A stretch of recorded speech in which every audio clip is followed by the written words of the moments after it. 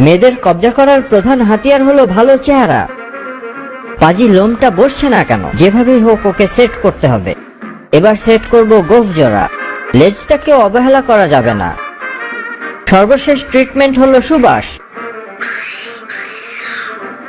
ওহ, একেবারে নেকড়ে বাঘের মতো লাগছে।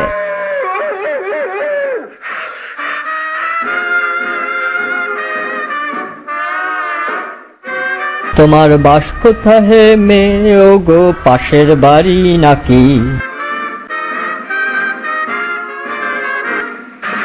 কি খবর, ভালো আছো তো? এই অধম তোমাকে একান্ত সেবা দিতে প্রস্তুত। মাছ চলবে? চলবে না? কুছ পরোয়া নেই, পাখি চলবে? পাখিও চলবে না? No problem. मैं गाली नहीं दे सकता। गाली नहीं देना। फैमिली देखती है, वरना मैं ऐसे गाली दूं, ऐसे गाली दूं ना, जिंदगी भर याद रखें ये बड़े हुए।